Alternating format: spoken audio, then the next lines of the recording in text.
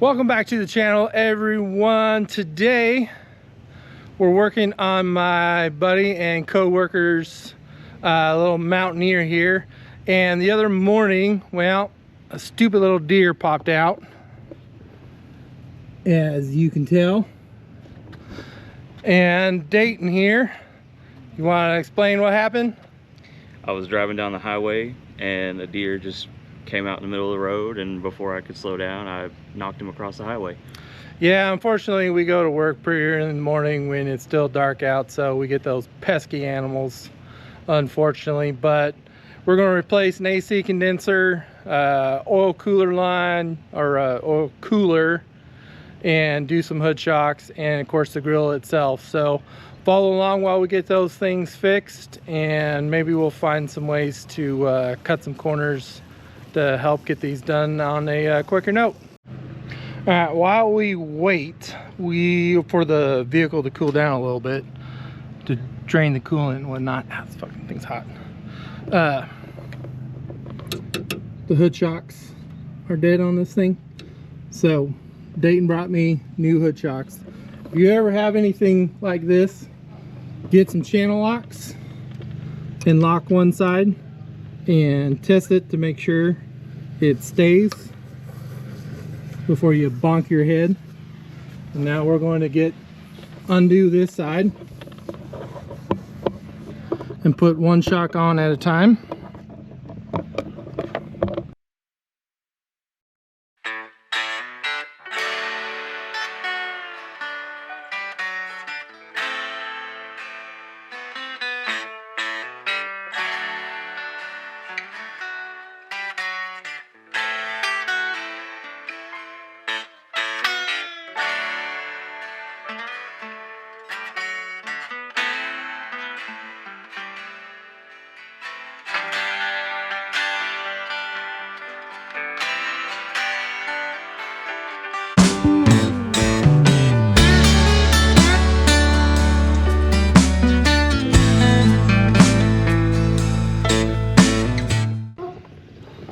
Alright, let's see if one is strong enough.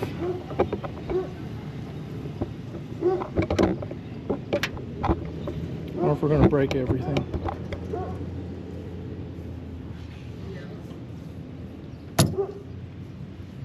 Nope. It's not strong enough. I'll hold it up.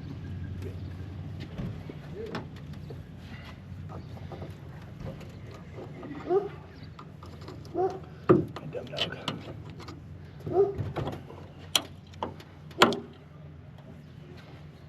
I think those are installed wrong.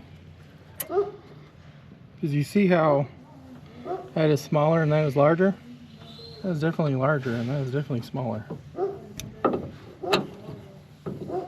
I'll go up a little bit. Alright. That's better. Da da da da! Miracle. So as you could tell, you definitely need both of them. One is not strong enough to keep it up as far as the hood struts go. I needed someone to hold one up. One is not strong enough. I did tell that there is a large and a small, so you definitely have to put it on the correct way. So this is the correct way on each one, and now the hood stays up correctly, and we don't need the channel locks to keep it up. So now we can work on it and get the AC condenser out without having to worry about the hood collapsing on us all the time. While the engine cools down, we'll work on getting this grill off. If you never are sure about how the grill comes off, but you have the replacement one nice tip you can use is looking at the new grill's mounting points. And what I mean by that is sometimes it's pretty obvious to tell. So like this one, you can see all the top part mounting points, much like you can see on the one that's broke. But he tried to remove it already and it wouldn't come out. You look at the new one and you can tell there's 3 on the side. and then there's a clip that you're going to have to kind of pull out, but then there's nothing on the bottom. But on the side there is those 3 mounts that are going to be behind this. So I need to remove this to get to those screws, then this will come right out. So once I had it off, what it ended up being is actual 2 alignment holes and just 1 screw. And now you just gotta try and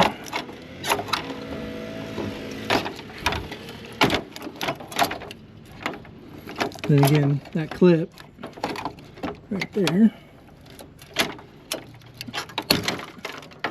You know, nice thing about a broken grill already, you don't have to worry about it. And there we are. New grill versus the old grill. Now the next project I'm going to knock out is the oil cooler, and that is this piece right here. Nice dented, and this is what ended up putting a hole in the AC condenser, causing the AC to stop working. Really, if it wasn't for that, probably only be replacing the grill on this vehicle, but due to that is the reason why we're doing everything. But maybe be able to tell, but if you look just right there is where it pushed into the AC condenser, causing all the freon to come out. So just like the grill, you know, kind of compare mounting holes. So we get the one there. I'm not sure if it'll focus or find it, but there's 2 bolts down there. And the new one, we got the mount there, we got the lines, and the 2 down there. So everything is looking pretty good, like it should. I always make sure that looks good before we mess with anything. The last thing we want is to pull that apart and it be wrong, and then we have open lines. So always double check stuff like that. Never know. So far we have got the oil cooler done and the grill off and prepared. I'm leaving the new grill off just as we mess with this AC condenser.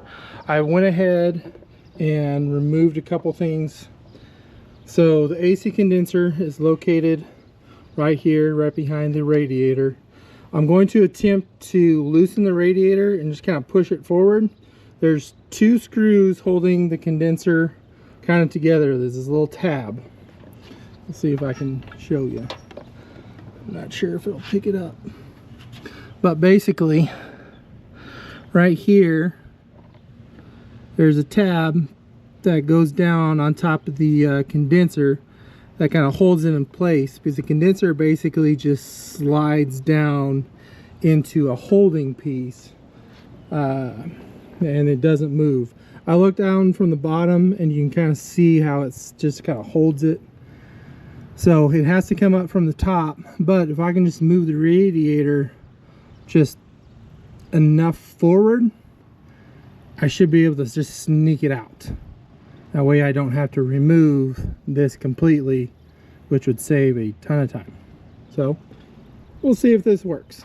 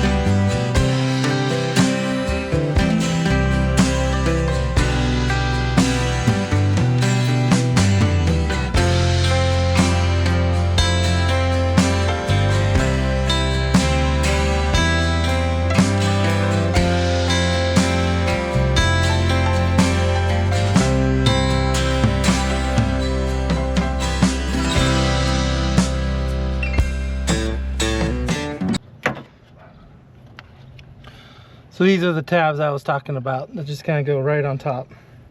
So now, see if I can actually get this out.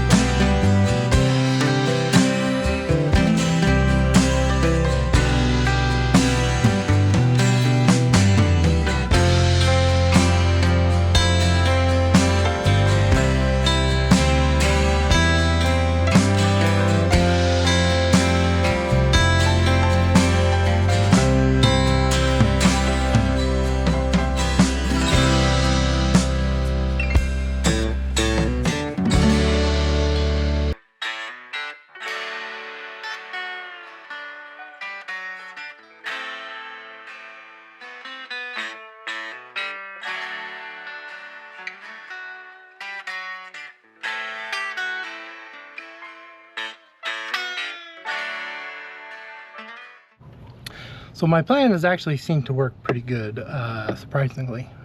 But one quick thing I just panicked on is I didn't realize till I had it in, but I should have enough room, is these are studs in the old condenser I have to remove and put and thread into the new one. Didn't realize that. So I've got the new one with the studs out. Just move some stuff. Now I gotta thread these in real quick. Kind of hard to see, especially with how bright it is out here and how hot it is, since I am kind of in my driveway. If you still have room, it's okay to do after the fact, but if you don't, pay attention to something like that. That way you're not messing up like me. Oops. All right, everyone, we got the condenser in, and now time to charge the AC. So, real quick, you can tell everything's in, everything's down here connected. You can see the shiny black, and one of the instructions on the can, start it up with max AC on. So that's what we did. We got it on the low side for the AC port. Now time to hook it up to the can and it said to leave the side up, so we're going to puncture it, leave the side up, and it's pretty much going to take the whole can, so we'll see what happens here. So as always, sometimes the instructions of these things are kind of vague, and when you're using these little cans, first take it into the dealership with their fancy equipment. But one thing, make sure you undo the top to where you're not trying to puncture it while installing the line is a good thing to do, which I was trying to do. Don't do that. I was trying to get refrigerant all over myself. But make sure once you screw it down to puncture, just slowly undo it back counterclockwise to where the refrigerant is going in, and then twist the bottle. I got my buddy helping me right now, my neighbor, and you can actually hear the AC compressor kick on. I don't know, yeah, right there it did. Maybe we can catch it, which is a good sign that the system is going in. It's taking it. Which the AC compressor is that right there. Yep, right there it went.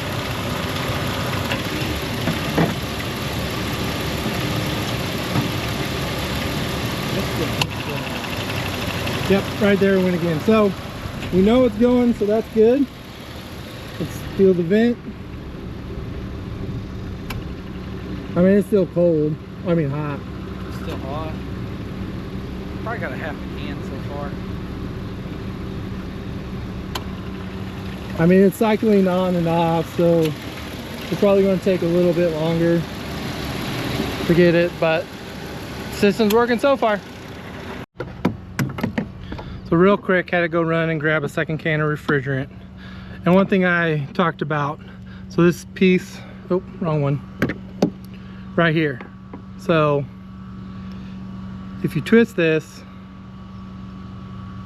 that little thing inside, make sure it is all the way out when you try to install this end onto the refrigerant can.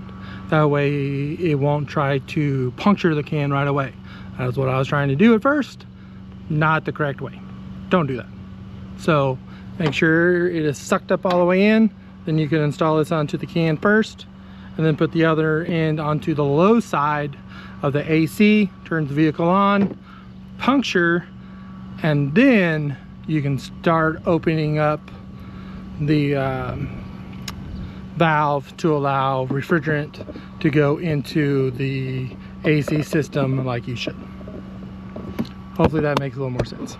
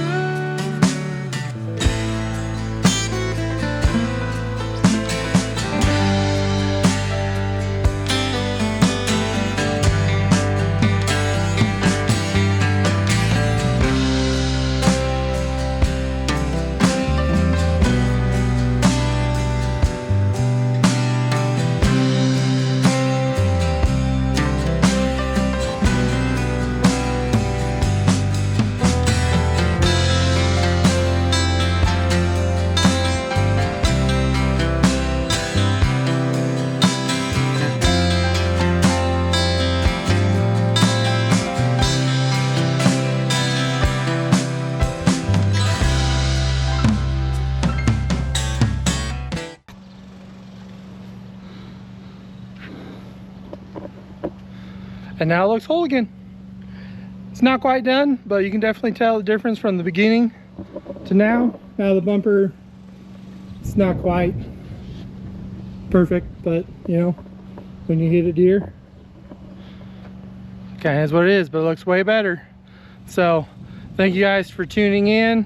That's pretty much everything. Hope you guys enjoyed it. Definitely learned a couple things working on this little Mountaineer, and definitely a quick little trip or tip to get that condenser out.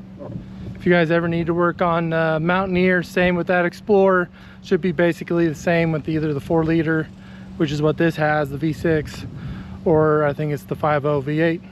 Thank you guys. Don't forget to like, share, and comment. I appreciate it, guys.